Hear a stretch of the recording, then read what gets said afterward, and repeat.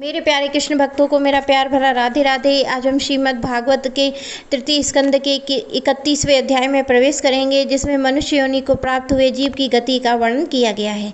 श्री भगवान कहते हैं, माता जी, जब जीव मनुष्य के शरीर से जन्म लेता है तब वह भगवान की प्रेरणा से अपने पूर्व कर्म अनुसार देह प्राप्ति के लिए पुरुष के वीर कर्ण के द्वारा स्त्री के उदर में प्रवेश करता है और वहाँ वह एक रात्रि में स्त्री के रज में मिलकर एक रूप कलल बन जाता है और 5 रात्रि में बुद्बुद रूप हो जाता है और 10 दिन में बेर के समान कुछ कठिन हो जाता है। उसके बाद मांसपेशी तथा अंडज प्राणियों के अंडे के रूप में परिणत हो जाता है।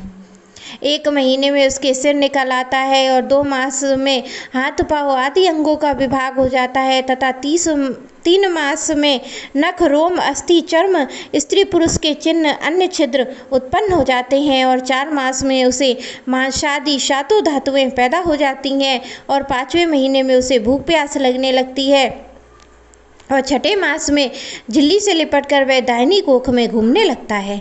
उस समय माता के खाए हुए अन्न जल आदि से उसकी सब धातुएं पुष्ट होने लगती हैं और वह कृमि आदि जंतुओं के उत्पत्ति स्थान उस जघन्य मलमूत्र के गड्ढे में पड़ा रहता है।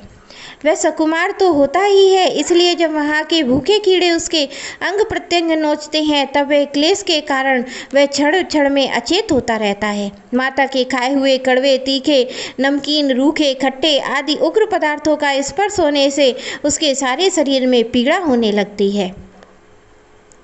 वह माता के गर्भाशय में झिल्ली से लिपटा हुआ और आंतों से घिरा रहता है। उसका सिर पेट की ओर और पीठ गर्दन कुंडलाकार मुड़े रहते हैं।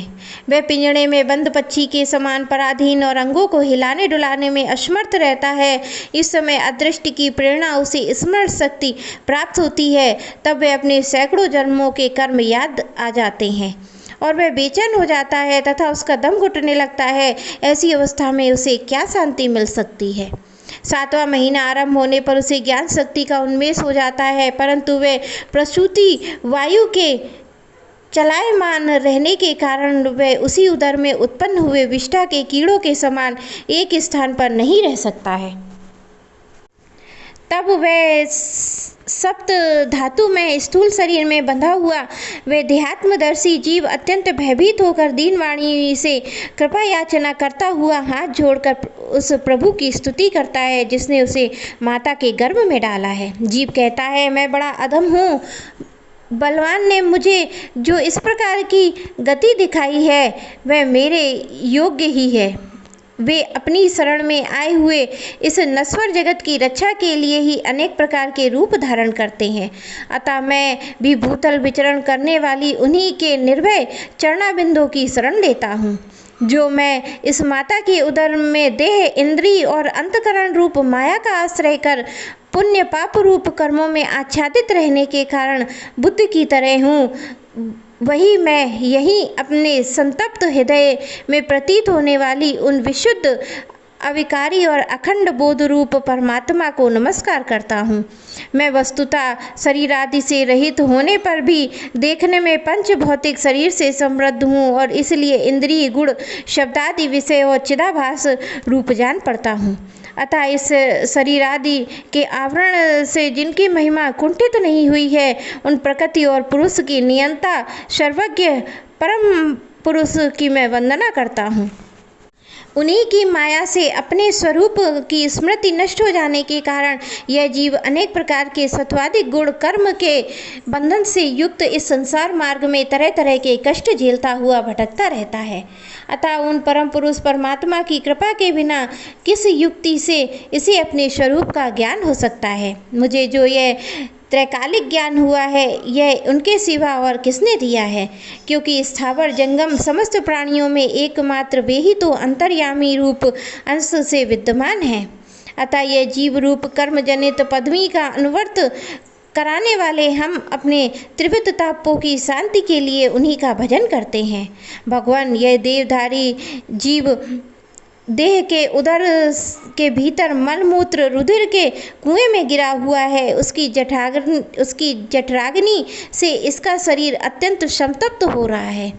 उसे निकलने की इच्छा करता हुआ यह अपने महीने गिन रहा है। भगवान, अब इस दीन को यहाँ से कब निकाला जाएगा।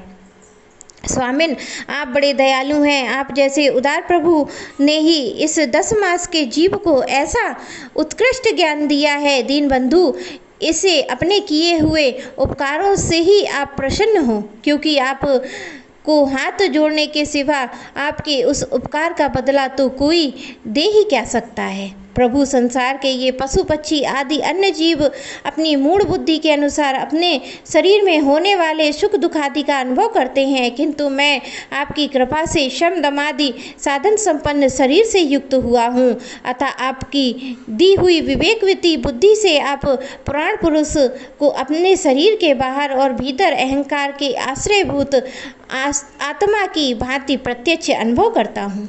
भगवान, इस अत्यंत दुख भरे हुए गर्भाशय में यद्यपि मैं बड़े कष्ट से रह रहा हूँ, तो भी इससे बाहर निकालकर संसार में अंधकूप में गिरने की मुझे बिल्कुल इच्छा नहीं है, क्योंकि उसमें जाने वाले जीव को आपकी माया घेर लेती है, जिसके कारण उस शरीर में अहम बुद्धि हो जाती है और उसके परिणाम स्वरूप उसे इस संसार चक्र में ही रहना पड़ता है।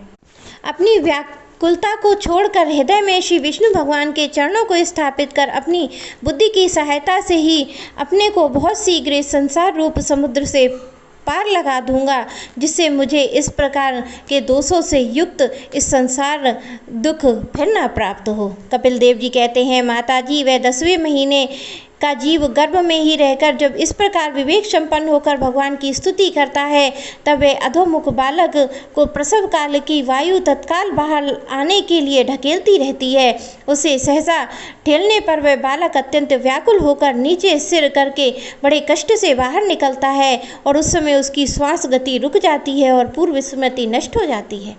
पृथ्वी पर माता के रुधिर और मूत्र में पड़ा हुआ वह बालक विष्ठा के कीड़े के समान छटपटाता रहता है। उसका गर्भवास का सारा ज्ञान नष्ट हो जाता है। वह विपरीत गति को प्राप्त होकर बार बार जोर जोर से रोता है। फिर उसे लोग उसका अभिप्राय नहीं समझ पाते हैं और उनके द्वारा उसका पालन पोषण होता है। ऐसी अवस्था में जो प्रतिकूलता प्राप्त होती है, उसका निषेध करने की शक्ति भी उसमें नहीं होती है। जब उस जीव को शिशु अवस्था में मैली कुचली खाट पर सुला दिया जाता है, जिसमें खटमल आदि स्वेदक जीव चिपटे रहते हैं, तो उसमें शरीर को खुजलाने, उठाने और करवट बदलने का भी सामर्थ्य न होने के कारण वह बड़ा कष्ट पाता है। उसकी त्वचा बड़ी कोमल होती है। उसे डांस, मच्छर, खटमल आदि प्रकार के जीव काटते रहते हैं, जैसे बड़े कीड़े को छोटे कीड़े। इस समय उसका गर्भावस्था का सारा ज्ञान जाता रहता है और सिवा रोने के वह कुछ नहीं कर सकता है। इसी प्रकार बाल्य और पौगण अवस्थाओं के दुख भोग कर वह बालक युवावस्था में पहुँचता है। इस समय उसे यदि कोई इच्छित भोग नहीं प्राप्त होता है, तो अज्ञानवश उसका क्रोध उद्दीपित हो उठता है और वह शोकाकुल हो जाता है। सन्मार्ग में चलते हुए यदि इसका किन्हीं जिह्वा और उपेस्थेंद्रिय भोगों में लगे हुए विषयी पुरुषों से समागम हो जाता है, तो यह उनमें आस्था करके उन्हीं का अनुगमन करने लगता है। तो पहले के समान फिर नार की योनियों में पड़ता है, जिसके संग से इसे सत्य, शौच, दया, वाणी का संयम, बुद्धि, धन संपत्ति, लज्जा, यश, क्षमा, मन, इंद्रियों का संयम तथा ऐश्वर्य आदि सभी सद्गुण नष्ट हो जाते हैं। उन अत्यंत शोचनीय स्त्रियों के क्रीड़ा मार्ग, अशांत, मूढ़ और देहात्मदर्शी असत्य पुरुषों का संग कभी नहीं करना चाहिए, क्योंकि इस जीव को और का संग करने से ऐसा मोह और बंधन नहीं होता है जैसा स्त्री और स्त्रियों के संगियों का संग करने से होता है। एक बार अपनी पुत्री सरस्वती को देखकर ब्रह्मा जी भी उसके रूप लावण्य से मोहित हो गए थे, तो उसे मृगी रूप होकर भागने पर उसके पीछे निर्लज्जता पूर्वक मृग रूप होकर दौड़ने लगे। उन्हीं ब्रह्मा जी ने मारीच आदि प्रजापतियों की तथा मारीच आदि ने कश्यप जी की और कश्यप जी ने देव, मनुष्य आदि प्राणियों की सृष्टि की है। अतः इनमें से एक ऋषि प्रवर नारायण को छोड़कर ऐसा कौन पुरुष हो सकता है जिसकी बुद्धि स्त्री रूपणी माया से मोहित ना हो। अहो मेरी इस स्त्री रूपणी माया का बल तो देखो, जो अपने भ्रकुटी विलास मात्र से बड़े बड़े दिग्विजयी वीरों को पैर से कुचल देती है। जो पुरुष योग के परम पद पर आरूढ़ होना चाहता है अथवा जिसे मेरी सेवा के प्रभाव से आत्मा अनात्मा का विवेक हो गया है, वे स्त्रियों का संग कभी न करे, क्योंकि उसे ऐसे पुरुष के लिए नरक का खुला द्वार बताया गया है। भगवान की रची हुई यह जो स्त्री रूपणी माया धीरे धीरे सेवा आदि के मिस से पास आती है और इससे तिनकों से ढके हुए कुएं के समान अपनी मृत्यु ही समझे। स्त्री में आसक्त रहने के कारण अंत समय में स्त्री का ही ध्यान रहने से जीव को स्त्री योनि प्राप्त होती है और इस प्रकार स्त्री योनियों को प्राप्त हुआ जीव परम पुरुष में प्रतीत होने वाली मेरी माया ही धन पुत्र ग्रह आदि देने वाले अपना पति मानता रहता है।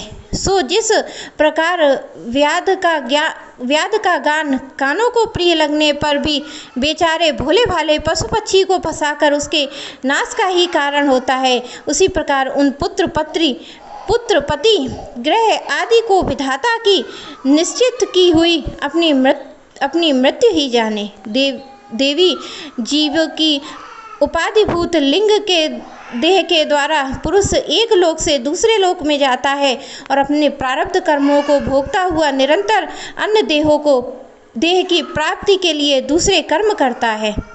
जीवों का उपाधि रूप लिंग शरीर तो मोक्ष पर्यंत उसके साथ रहता है तथा भूत इंद्री मन का कार्य रूप स्थूल शरीर इसकी भोगा अधिष्ठान है। इन दोनों पर परस्पर संगठित होकर कार्य न करना ही प्राणी की मृत्यु है और दोनों के साथ साथ प्रकट होना ही जन्म कहलाता है। अतः मुमुक्ष पुरुष को मरणादि के भय, दीनता अथवा मोह नहीं होना चाहिए। उसे जीव के स्वरूप को जानकर धैर्यपूर्वक निसंग भाव से विचरण करना चाहिए और इस मायामय संसार में योग वैराग्य युक्त सम्यक ज्ञानमयी बुद्धि से शरीर को निष्पेक्ष की भांति रखकर उसके प्रति अनासक्त रहते हुए विचरण करना चाहिए। मेरे प्यारे कृष्ण भक्तों,